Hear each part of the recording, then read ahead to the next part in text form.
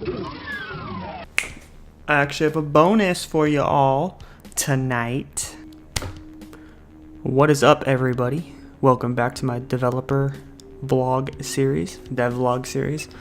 This is where I talk about the games I've made over the past like 6 years, something like that. As you can see, I moved, different room, different location, everything is still being set up, so I have nothing on the walls, completely boring. But I'll get that fixed at some point when I have time. I've tried to record this video for a couple times today, and I just couldn't get it out. I don't know what was going on. Like, I didn't feel confident in what I was saying. I was just, I don't know, I wasn't feeling it. It didn't feel like me making the video, and I think I know why. So I got feedback from some people that in the beginning of the videos I tend to talk about personal things, and that's kind of boring, or just, you know, I don't know, it's not what they were expecting when they watched the video, so they almost, I lose their attention and they almost want to click off the video in that first minute. But it's important to me to just be me, so if that's the way that some people are going to perceive it, then that's the way they're going to perceive it, and I'm going to talk about whatever I want to talk about because it's my channel. Ha ha ha. You don't have to watch it. I do appreciate the feedback, but it's fucking me up, and I need to just be me, so that's what I'm gonna be. I'm gonna be me. But anyways, okay, enough of that junk. Last time we left off where Kyle and I had done a game jam and made a game called Project Icarus, and it was embarrassing and a terrible game, and we just like to forget that it ever happened if we could. We never released it. It's just bad. And so we had been working on that for about 3 to 6 months after the game jam, because we wanted to prove ourselves to these other developers that we actually were worth anything, and that, you know, they overlooked us for no reason, and we deserved to be paid attention to. So we worked on this for like 3 to 6 months, and, you know, in that time we were losing focus, and we didn't really have like a game. We didn't have a game design doc, anything. We didn't have anything to follow to get us to where an actual real game would be. We just had a menu, a really good menu. So we decided to kind of put it on hold for a second, and we were going to come back to it eventually, but we needed something else to do. So there was another game jam coming up at the UAT, the same place we've been going, you know, talking to people, the previous game jam. Awesome. So we go down there, you know, mingle with everybody, and just like last time, there's a theme to it. So they give you a theme, you sit in a room for a little bit, they talk about the game, blah, blah, blah, blah, give you the theme, and then they get you out of there, you go make the game. So this time around, the theme was space, which, if you saw the last video with Project Icarus, we used a lot of space in that game. So we were kind of panicking at first, because we're like, we just use that. We just use space. Can't use that again, at least not like that anyways. So we have to find a unique mechanic for this theme. Like, what are we going to do with space? It's a very normal mechanic. Again, like stealth, like space, things like that. My webcam keeps doing this autofocus. Damn. But anyway, yeah, so we had this theme of space, and we didn't know what we were going to do. We were trying to think of something unique, something different that no one else had done. So we went out to eat, got a couple drinks. We're, you know, just brainstorming normally, and we kept looking up definitions of the word space. So Kyle would look up a definition, I would look up a definition, and then we would propose a mechanic based on that definition we were reading.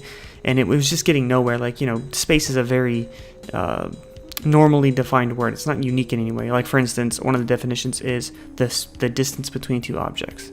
Well, that's just completely plain. Like, that's most everything. Like, what mechanic can you make that's unique to that, right? So you can push things apart or have, you know, whatever.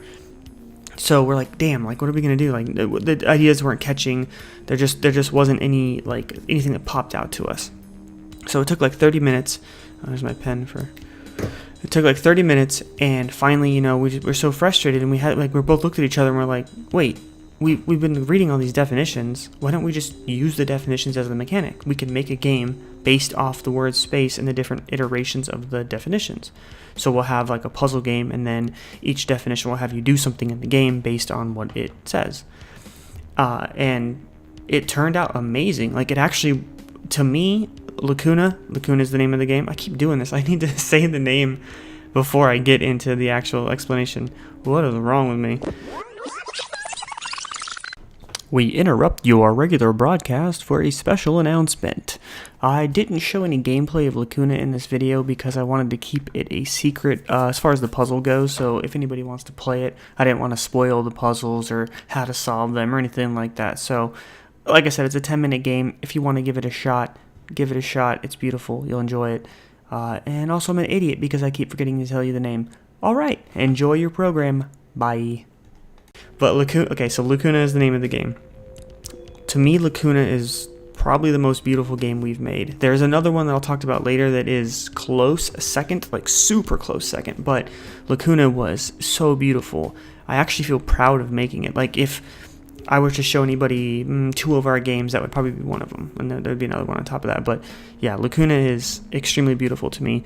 It has some depth to it. Pun not intended for space, but it does have depth to it. And at the end, there's this really awesome paragraph I wrote that, to me, it has meaning. I mean, you might just look at it and think that's pretentious, but I like it. It actually meant something to me at the time in my life. So we put together this little puzzle game with these elements of different definitions of the word space, and we killed it at the game jam. Like, we actually, so to back up a little bit, we got there and we presented the game, and like everybody was kind of like looking at us, kind of like with that, like, what's this? These guys just showed off some shit game last time, and now they have like this thing that looks pretty interesting, right? So we give it to the judges, and they go judge it, and they come back, and we actually won 3 different awards for that game. I think it was best art, best use of theme, and best sound. And then we won a mystery award, or a special award, for using the word space the most. And when we were talking about the game and presenting it, we just got like a jar of game jam for it, or a jam that said game jam. It's just a stupid little extra prize that our friend Buddy came up with. But we felt so ratified and good that we got recognized for putting effort into this. And I don't know what changed between the Icarus and then the implement, like all that garbage game design, and then this one. Like, I guess we were looking so hard for something to inspire us and like light a fire in us again, that we just ran with it as much as we could, and it turned out amazing. Like I said, I think Kyle might agree, but it's one of the most beautiful games that I am glad to say that I made. Just the way that it came together, and we worked so well together on it. It was the start of it. This is where, like I said in the previous video, this is where things started to get really good, and we started to really feel like developers and not just hobbyists, or just, we don't know what we're doing, we're lost. Like, we had a goal now. We're like, okay, if this is something we can make together, then we're on the right track. And I think that, like, how I was feeling at the time really played into the game too, because for me, like, at that time in my life, I was feeling kind of lost in space in a way, like lost in just life itself. Like, I was working a job I really didn't want to work.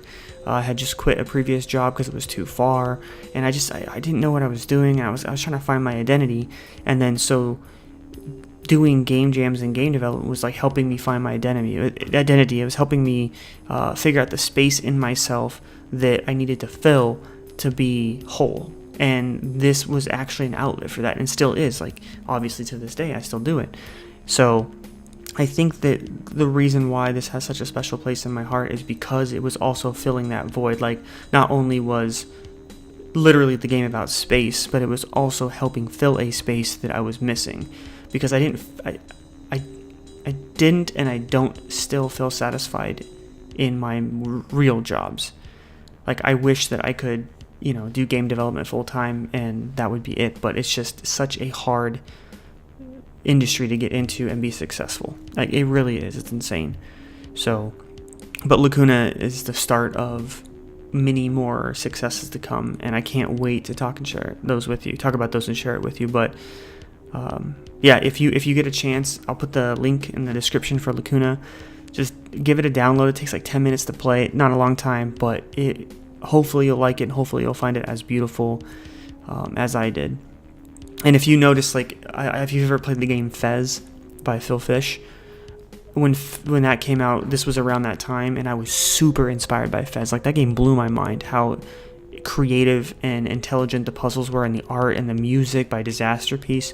holy crap, it blew me away. And that was another huge inspiration for game development, was, you know, Fez coming out, and me just being completely surprised by that. So yeah, if you look at Lacuna, you'll get a sense of Fez a lot, the art, the sounds, the waterfalls that are in it, things like that. So yeah, go check it out, please. Like, it's an amazing 10 minutes of your life. I promise you, you'll like it. And if you don't, you can, you know, put hate comments on the video, and then I'll cry. I'll actually cry. Thanks for watching, guys. Sorry about the lighting and shit. I'm doing this at night, and I don't have anything better than just this lamp over here, which is, you know, like, not doing that again. Bye. Guess what? It's bonus time. I forgot to tell you about a story. So we actually had a friend who saw me wearing a Team Meat shirt at one of these events. I think it was a Lacuna one. It was kind of a long time ago, so I don't remember. But yeah, he saw me wearing a Team Meat shirt, and he went to Seattle for PAX, and when he was there, he visited Tommy from Team Meat, and he actually got me and Kyle a signed Team Meat shirt. Look at that. I don't know if you can see that too well. It says Alex something, and then there's the Team Meat XOXO and their signatures. Badass. His name is Matthew Wagner. He's a local developer here. I can't thank you enough, man. It's such a cool piece of memorability to have, because I'm trying to put it down. They definitely were inspiration for us getting into game development, you know, seeing them in indie game movies. So that was super cool of him to do that, and he didn't have to, and he just went out of his way to be a really nice guy. So Matthew, thank you, man. That was awesome.